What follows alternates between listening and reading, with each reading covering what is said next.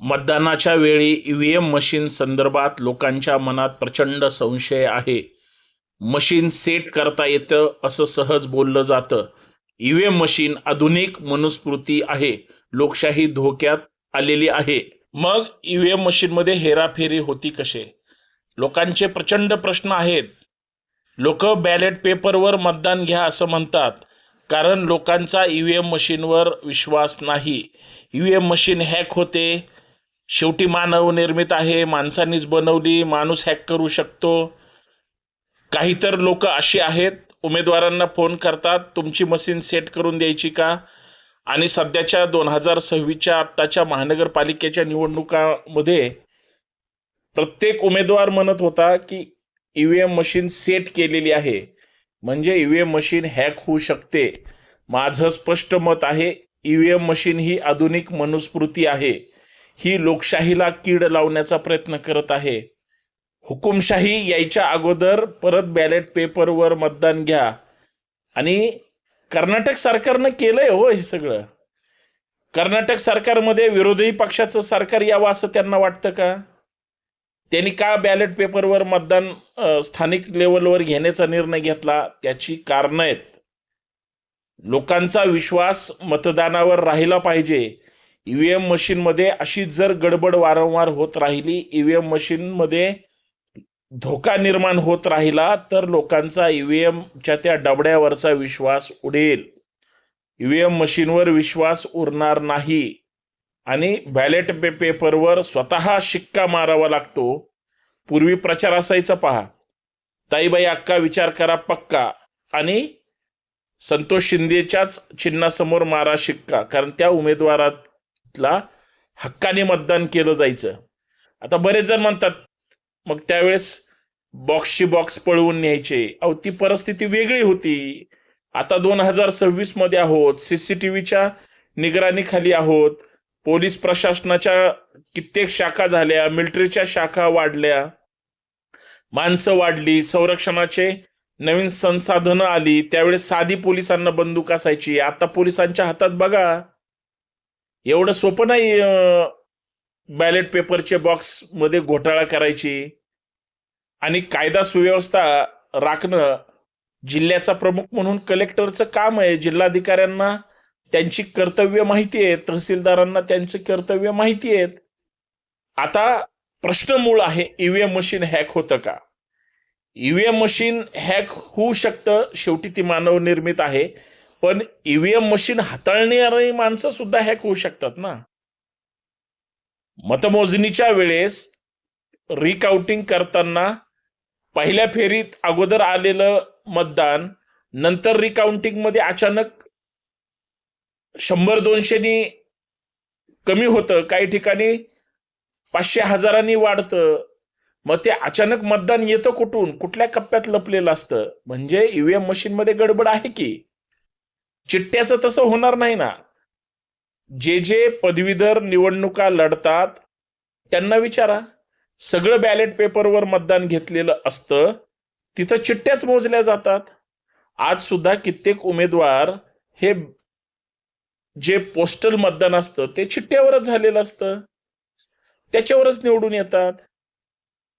अहो, EVM machine तर फार मोठा धोका आहेच, पण मतदार यादीतली घुसखोरी, बोगस मताची वाढणारी संख्या, या सुद्धा ईव्हीएम मशीनला मदत करणाऱ्याच रचना आहेत ना. गावखेड्यामध्ये अजूनही क्रॉस वोटिंग होतं, आणि ईव्हीएम मशीनवर तुम्ही नोटा आणलं म्हणजे 4 उमेदवार तुमच्या इथं उभे आहेत. पहिला उमेदवार, दुसरा उमेदवार, तिसरा उमेदवार, चौथा उमेदवार, आणि चारही जर तुम्हाला मान्य नसेल, चारही तुम्ही नालायक ठरवले, तर तुम्हाला 5वं बटन आहे ना, मला वरील कोणीही मान्य नाही म्हणून नोटा. पण नोटांचा पाऊस एवढा पडतो की नोटाचं बटन तिथपर्यंत चालू शकत नाही.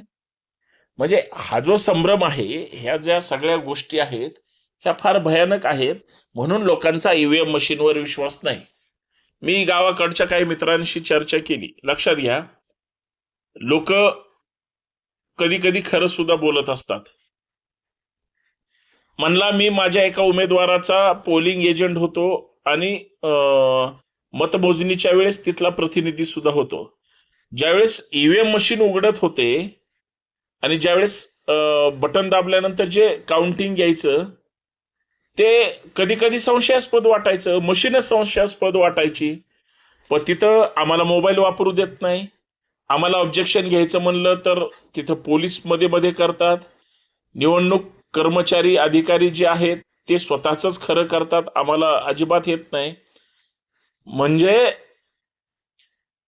ईव्हीएम मशीन बनवणारी लोक सुद्धा ईव्हीएम मशीन मध्ये गडबड होऊ शकते आणि होऊ शकत नाही या दोन्ही मतावर ते विचारा बरं ठाम राहू शकतात का? स्मार्ट इलेक्ट्रिक मीटर आले, तेच जर केले जात असतील, हॅक केले जात असतील, बंद केले जात असतील तर ईव्हीएम मशीन क्या चीज आहे? आणि ईव्हीएम मशीन हळूहळू ज्या पद्धतीनं धोका निर्माण करते, सगळे धनदांडगे पैशाच्या जीवावर किंवा पक्षाच्या जीवावर त्या ठिकाणी उड्या मारतात. सत्ताधारीच कसे काय ईव्हीएम मशीनवर धडाधड निवडून येतात?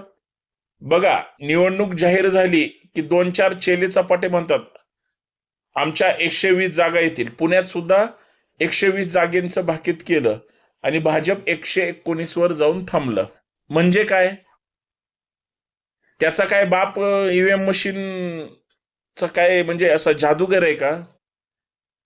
पुण्यातली सगळी लोक त्या ठिकाणी त्याच ऐकतात का?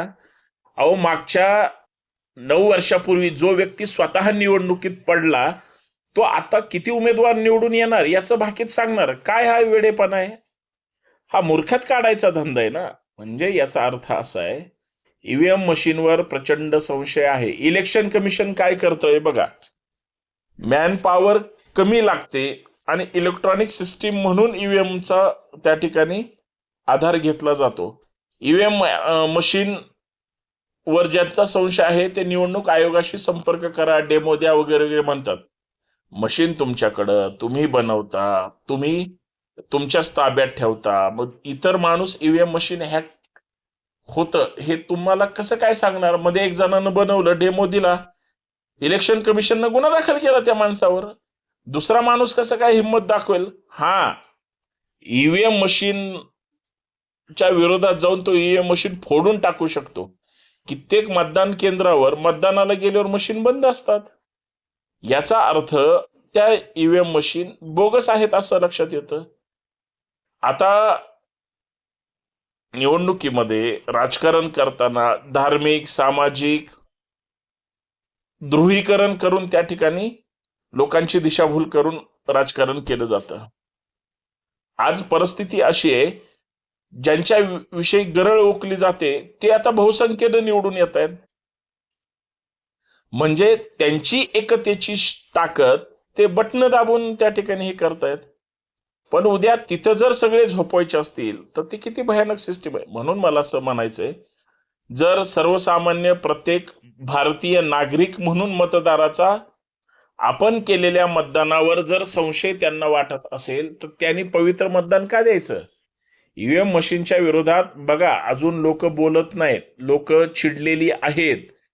उमेदवार पडला म्हणून ईव्हीएमच्या विरोधात बोलतो, जिंकल्यानंतर ईव्हीएमच्या विरोधात चकार शब्द काढत नाही, तरी सुद्धा जबाबदारीनं सांगतो, ईव्हीएम मशीनच्या विरोधात ज्या वेळेस प्रत्येक माणसाच्या मनात राग निर्माण होईल, ते रस्त्यावर उतरतील, चीड निर्माण होईल आणि लोकशाही धोक्यात येते म्हणून ज्यावेळेस तो आंदोलन करेल, माझा शब्द लिहून ठेवा, लोक एकतर मतदानावर बहिष्कार घालतील किंवा ईव्हीएम मशीन बंद करा म्हणून आंदोलन करतील. आता सुद्धा करतायत, परंतु त्यांची तेवढी ताकद पोचत नाही. राज्य सरकारने आणि केंद्र सरकारने कर्नाटक सरकारचा थोडा आदर्श घ्यावा आणि सरळ बॅलेट पेपरवर मतदान घ्यावं. बॅलेट पेपरवर मतदान कसं घेतलं जातं हे पदवीधर निवडणुकीमध्ये अधिकारी व्यवस्थित पार पाडतात, त्यांना विचारा. कुठेही गडबड होत नाही. आज सीसीटीव्हीच्या सगळे इन कॅमेरा असतात. कुठल्याही मोठ्या हजारो करोडोच्या मंदिराचं संरक्षण सुद्धा ईव्हीएम करतं, म्हणजे सीसीटीव्ही करतं. पण लोकशाहीचं संरक्षण ईव्हीएम मशीन करू शकत नाही. तर बॅलेट पेपरवरच मतदान लोकांना फायदेशीर आहे तरच लोकशाही टिकेल, अन्यथा लोकशाही संपवण्याचं काम ईव्हीएम मशीन सारखी आधुनिक मनुस्मृती करेल. म्हणून ईव्हीएम मशीन हॅक होऊ शकतं असं सगळ्यांचं मत आहे. कोणताही तज्ज्ञ जरी आला तरी तो ईव्हीएम मशीन चांगली आहे छातीटोकपणे सांगू शकत नाही, म्हणू शकत नाही, बोलू शकत नाही. कारण ईव्हीएम मशीन मध्ये सगळ्यात मोठा फ्रॉड होत आहे. धन्यवाद.